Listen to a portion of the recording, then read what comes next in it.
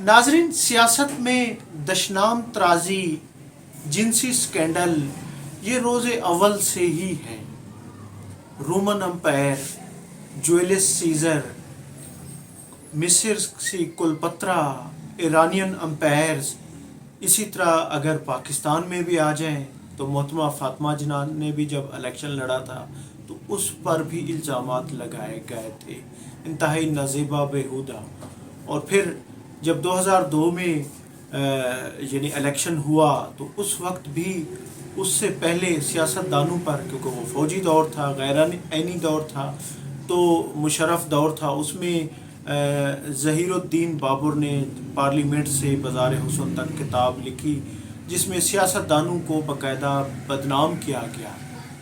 उसके बाद आगे आ जाएं 2018 का इलेक्शन तो इमरान खान पर इल्ज़ामात लगाए गए आयशा गुललाई ने। तो अब नाजरीन 2024 का इलेक्शन होने जा रहा है तो अब एक नई किताब आ गई है।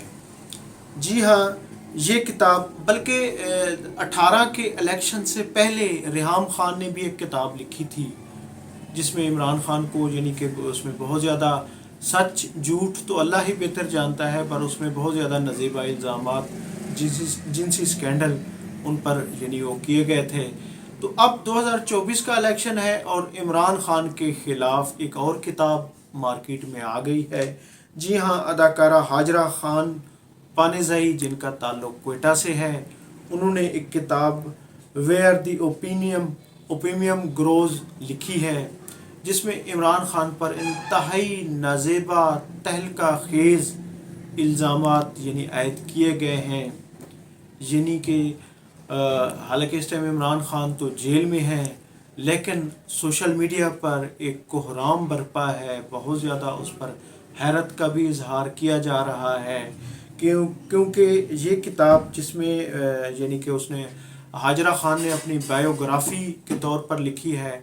और इससे पहले नाजरीन ये किताब 2014 में भी उन्होंने इसको यानी कि पब्लिश किया था, लेकिन वो फिर इसको उस वक्त महदूद पैमाने पर इसको पब्लिश किया था, लेकिन अब इसमें उन्होंने काफ़ी इजाफा भी किया है। और फिर उसके बाद उसने कहा था कि मुझे 2018 में जब इमरान खान आए थे इक़्तिदार में तो मुझ पर यानी कि बहुत ज़्यादा मुझे स्ट्रेस किया गया, मुझ पर मुकदमात बनाए गए और उन्होंने इमरान खान पर इंतहाई बल्कि मुझे धमकियां भी दी गई। और उन्होंने जो इल्ज़ामात सिर्फ इंसानों की हद तक नहीं बल्कि उनको जानवरों तक भी वो ले गई हैं, यानी उन्हें एक जिनसी दरिंदा उन्होंने शो किया है। यकीनन ये इल्ज़ामात इंतहाई तहलका खेज़ हैं, लेकिन सियासत की कोख में ये इल्ज़ामात कोई पहली बात नहीं है, 2002 में भी लगे।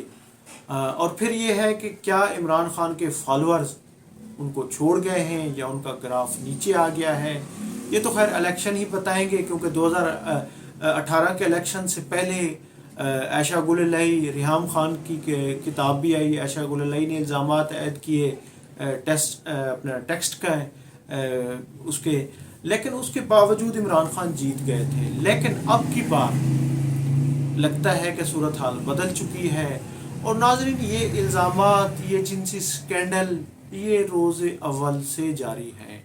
ये सिर्फ पाकिस्तान नहीं बल्कि अगर तारीख़ में देखा जाए तो ट्रंप जो प्रेसिडेंट अमेरिका रहे हैं उस पर भी इस तरह के इल्ज़ामात ऐड किए गए हैं।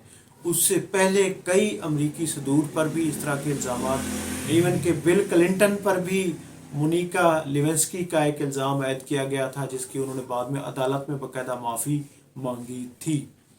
तो इस तरह की ख़ास तौर पे यूरोपीय अक़वाम में इस तरह के इल्ज़ामात पर तो नाज़रीन बाद में माजरत माफ़ी अगर साबित हो जाते हैं तो इस्तीफ़ा भी देना पड़ता है। लेकिन क्योंकि पाकिस्तान में ये रिवाज इस्तीफ़ा, माजरत माफ़ी का या उन्हें तस्लीम करने का बिल्कुल नहीं है, लेकिन ये सिलसिला जारी और सारी है कि सियासत में एक दूसरे को गिराने के लिए एक दूसरे पर नाज़ेबा इल्ज़ामात की बौछार की जाती है, ज़ातियात पर हमले किए जाते हैं और इस तरह के स्कैंडल्स मंजर आम पर लाए जाते हैं।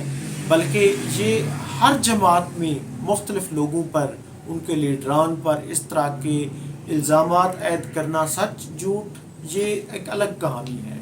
لیکن یہ ایک وتیرہ بن چکا ہے. مسلم لیگ نون، اس کے بعد پیپل پارٹی، ماضی میں ان پر بھی الزامات عائد ہوتے رہے، اب عمران خان پر عائد کیے گئے ہیں. تو ناظرین، اب یہ جو کتاب آئی ہے ویئر دی اوپیمیم گروز، اس پر بہت زیادہ یعنی کہ وہ کیا جا رہا ہے سوشل میڈیا میں.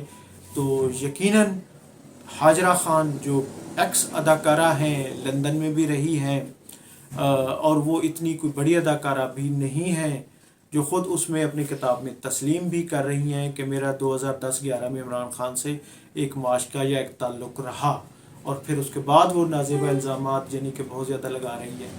تو یہ سلسلہ اب تک جاری رہے گا.